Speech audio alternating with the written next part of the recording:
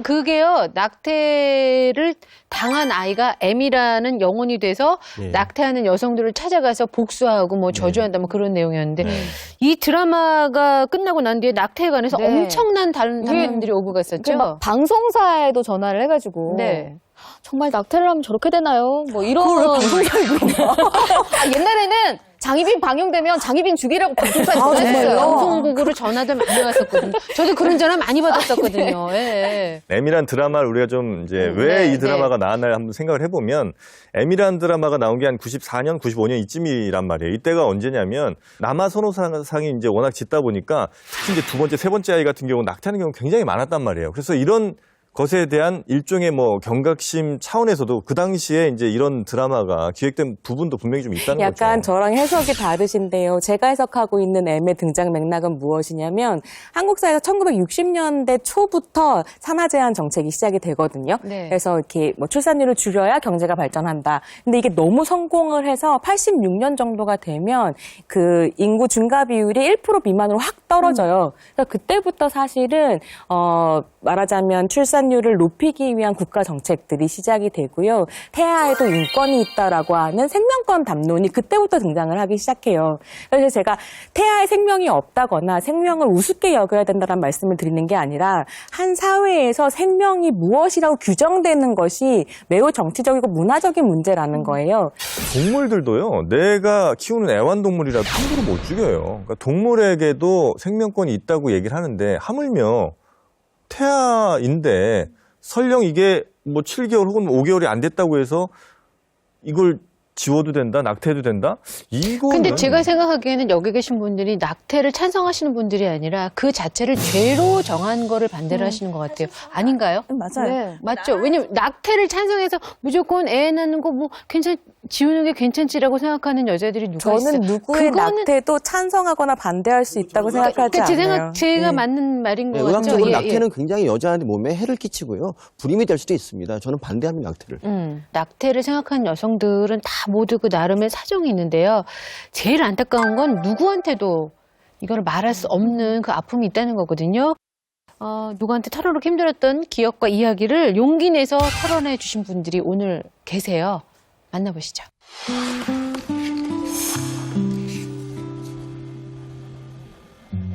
어떤 삶의 플랜이 전부 정해져 있고 그 상황에서 갑자기 나타난 어떤 돌발 상황이었거든요. 제가 폭탄을 하나 안고 있는 거예요. 그래서 이걸 해결해야지만 내 세계가 무너지지 않으니까. 마음이 너무 복잡했는데 전 그 길을 가야 돼요. 저는 수만 가지 생각이 들지만 바로 병원으로 달려갔어요. 태아의 심장 소리 들려주잖아요. 진짜 너무 슬펐어요. 제가 이걸 낳을 수 있을까? 이런 생각 들었고 전혀 준비되지 않은 상태에서 자신이 없었어요. 저희 병원에서 안타깝지만 수술하실 수 없습니다 하면서 저를 보내더라고요. 이 수술이 불법이다 라고 하는 걸 병원에서 재차 확인을 한 상황이었고, 그러니까 제가 어디 연락도 할 수가 없는 거예요. 아무한테도 말할 수도 없고, 이거는 불법을 저질러야지만 내가 살아남는 일인 거예요. 가서 임신 확인을 받았을 때 저는 남자친구한테 버림받을까봐 숨기려고 했어요.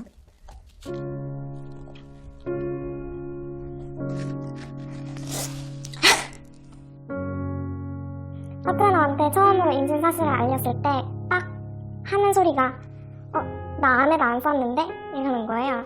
저만 불안해하고 저만 결국에는 몸이 상하고 나 혼자 수술을 받고 너무 그 과정이 너무 외로운 거예요. 게다가 법적 책임은 나한테만 있고 나만 범법 자고 되게 후련해하는 거예요. 마치 되게 힘든 숙제를 끝낸 사람처럼 다행이다. 잘 됐으니까 다행이야. 그런데 저는 그때부터가 힘듦의 사실 시작이었던 거예요. 이혼인 여성이 뭔가 임신을 한 것 자체가 용서할 수 없는 일인 것 같아요. 낳든 낳지 않든 어쨌든 문란하고 되게 잘못된 여성으로 비춰지는 것 같아요. 태아 아니면 너의 삶 양쪽에 하나를 선택하세요인 것처럼 나오니까 나의 삶을 선택한 여자가 이기적이다라는 프레임이 되어버리는 거죠. 거기서 오는 죄책감이 큰 것 같아요. 저 낙태 수술했고 저희 엄마도 했고 제 동생도 했어요. 제 친구도 했고 생각보다 임신 중절 수술이 주변에 한 사람이 많이 있을 거예요. 말을 안 해서 그렇지. 자궁을 가진 여성이라면 누구나 임신 중절 수술의 위험이라고 표현할까요? 이 위험에서 자유로울 수 없어요. 자신의 결정을 절대 비난하지 않으셨으면 좋겠습니다.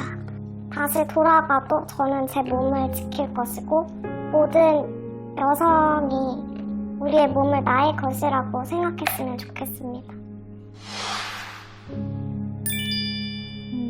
큰 용기를 내서 이야기해 주신 세 분 감사드립니다. 참. 세 분의 얘기 어떠셨어요? 그러니까 정말로 사람들은 낙태 수술을 한 여성들에 대해서 생명을 주겠다고 얘기를 하지만 여성들은 어떻게든 잘 살아보려고 저 선택을 하는 거거든요. 아무 생각 없이 아무 도덕적인 책임감 없이 그렇게 하는 거 아니라는 거 정말 그걸 제발 사람들이 알았으면 좋겠어요. 사실은 이제 방송하면서 이 얘기를 해야 되나 말아야 되나 몇 번을 지금 망설이면서 머릿속에 지나가는데 처음으로 한번 해보겠습니다. 저희 아버님 사업 부도로 인해서 먹고 살기가 너무 힘들어지는 거예요. 그러니까 밀가루도 먹고 살기 힘들 정도의 삶에서 우리 어머니는 저를 임신을 했단 말이에요. 낙태를 하려고 몇 번을 시도를 하셨답니다. 약을 드시고 뭐 진하다는 조선간장도 드셔보고 왜냐하면 살아야 되니까. 지금 현재 내 앞에 놓여져 있는 자식 3명도 있는데 뱃속의 아이까지는 책임을 못 지겠다는 거죠. 그게 삶이에요. 아이가 태어났는데 아주 정상적이지는 못하죠. 뭐 한 3년 동안은 말도 잘 못하고 태어나면서 한 1년 동안은 젖도 못 발고 구제열 때문에. 제가 구제열이거든요. 그래서 수술을 했어요, 4살 때. 그래서 이제 혀가 계속 말리는 것들을 복구해 가면서 지금의 이 세월을 살아왔는데 어머니는 지금도 여전히 돼 가시는데도 늘 만나면 그 얘기를 합니다. 그걸로 인한 그 아픔이 나는 평생을 가지고 산다. 낙태를 해서 제가 안 태어났어도 고통스러웠겠지만 또 그래서 태어난 생명을 끌어안고 지금까지도 오셨던 그 세월을 생각하면 낙태에 대해서 너무 우리가 고민하는 것이 법의 망에서만 얘기를 할 게 아니라 각자 그들의 삶 속에서 한번 들여다보면 어느 누구도 그 얘기를 해줄 수가 없다라는 거죠. 그게 기혼이든 미혼이든 간에 여성이 책임지고 앞으로 가야 될 삶들이 그 삶을 계속 끌어안고 가야 되는 것을 누가 책임져 줄 거냐라는 거죠.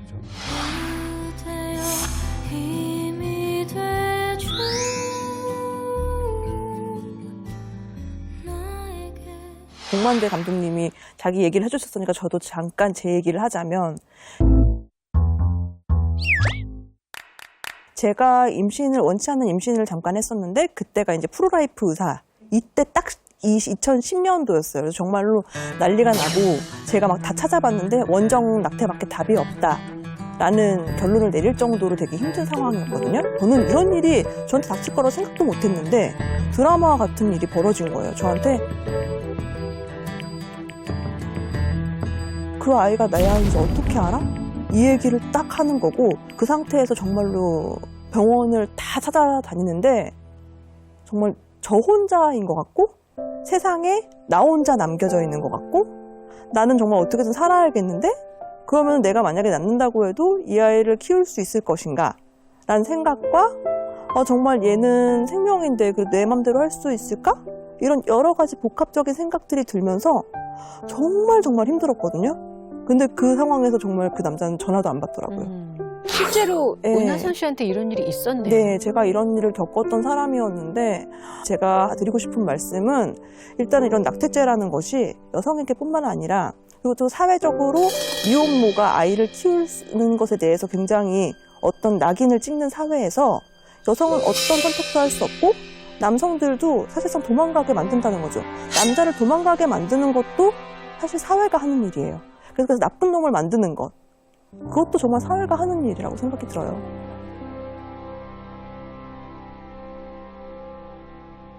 독일이나 프랑스나 스페인 이런 곳에서 이제 낙태가 죄가 아니잖아요. 12주, 14주 이런 기준들을 가지고 있고 의학적인 이유가 있다라고 하면은 주수에 상관없이 낙태를 할 수 있게 되어 있는데 그런 곳의 낙태 비율이 한국보다 현저히 낮다라는 거예요.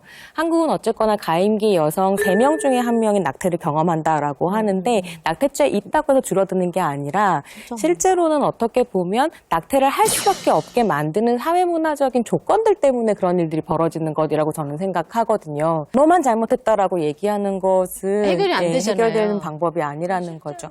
먹는 낙태약도 있다고 들었는데 이게 사후 피임약하고는 좀 다른 건가요? 사후 피임약은 좀 부작용도 많은데요. 인프진이라는 이 약은 그 먹는 낙태약으로 개발이 됐습니다. 이거는 그 임신 유지를 위해서 그 프로게스테론이라는 호르몬이 꼭 필요한데 이거를 막아서 결국 이제 낙태를 유발하는 거고요. 7주 이하에서 했을 때는 거의 99.99% 효과가 있습니다. 그리고 이거의 좋은 점은 부작용이 별로 없다는 거예요. 근데 이 약이 개발이 됐다가 그 생산을 중단한 적도 있었다면서요, 교수님? 그러니까 물론 생명담론하고 만나서 낙태하면 안 된다라는 이유 안에서 이제 제약회사가 생명을 죽이는 것까지 상품화해서 파는 거냐 이런 반대 같은 것들이 있었던 건데요. 그 반대가 이제 나왔을 때 프랑스 정부 같은 경우는 이것은 제약회사의 상품이 아니라 여성을 위한 도덕적 상품이라는 것을 우리 정부가 보장하겠다라고 이야기를 하면서 이제 시판에 찬성하는 이런 식의 예도 있었습니다.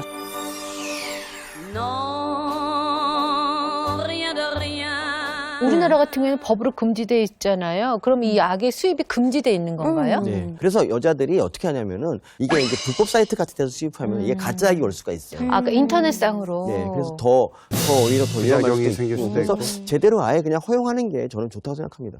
약에 대해서 우리 교수님께서 뭐 99.99%의 효과를 이제 말씀해 주셨는데, 물론 이제 효과는 뛰어날 수 있습니다만 이것도 여성의 몸에 100% 안전하냐 그렇지는 또 않다는 얘기도 분명히 있어요. 예를 들어서 뭐 한 나흘 동안 약을 먹어야 되고 하혈이라는 게 이제 있어야 되는데 한 명 정도는 당연히 옆에서 지켜보고 있어야 된다는 응급 상황이 생길 수도 있기 때문에 완전히 뭐 이건 7주 전에 먹으면 그냥 전혀 문제 없이 낙태 뭐 편하게 할 수 있어 이렇게 얘기할 건 아니라는 거죠. 그 실제로 낙태를 하는 거에 비하면은 정말 그 부작용이 100분의 1도 안 되는 겁니다. 제가 이거 갖고 나온 이게 뭔지 아세요? 옷걸이잖아요. 옷걸이? 자, 이걸 제가 왜 가지고 나왔을까? 이게 사실 낙태가 법으로 금지된 국가 여성들 중에 이 옷걸이를 이용해서 낙태를 시도하는 여성들이 있다고 그래요. 질 안으로 넣어서요. 예, 그러다 이제 목숨을 잃는 경우도 있다고 하는데요. 그래서 이거 각국의 아시죠? 이제 예. 낙태죄 폐지를 주장하는 여성들이 운동의 상징으로 옷걸이를 들고 나오기도 하고요. 그래서 제가 저걸 보면 정말로 화가 나는데 드리고 싶은 말씀은 낙태죄를 지지하는 사람들은 자기가 생명을 지키고 있다라고 생각하지만 실제로는 생명을 절벽으로 떠미는 거나 마찬가지라는 걸 좀 기억해 주셨으면 좋겠습니다. 그래서 저희가 낙태 금지국의 여성들이 얼마나 위험천만한 방법으로 이 낙태를 감행하고 있는지 준비한 영상이 있거든요. 함께 보시죠. Cierran los ojos, respiran y se dejan caer. Asegúrate de chocar de frente. Estómago para choque. Y cruza. Tu guata sobre el grifo.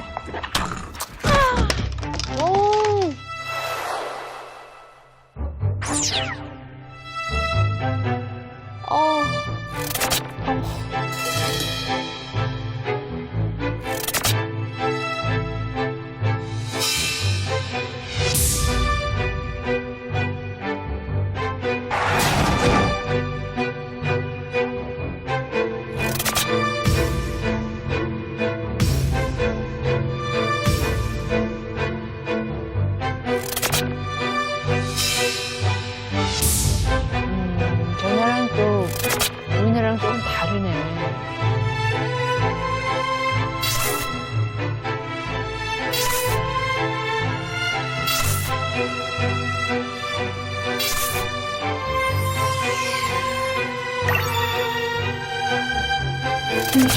Las mujeres van a seguir, el aborto va a seguir en Chile, con políticos o sin políticos, con ley o sin ley. Lo que nosotros queremos es que sean abortos seguros.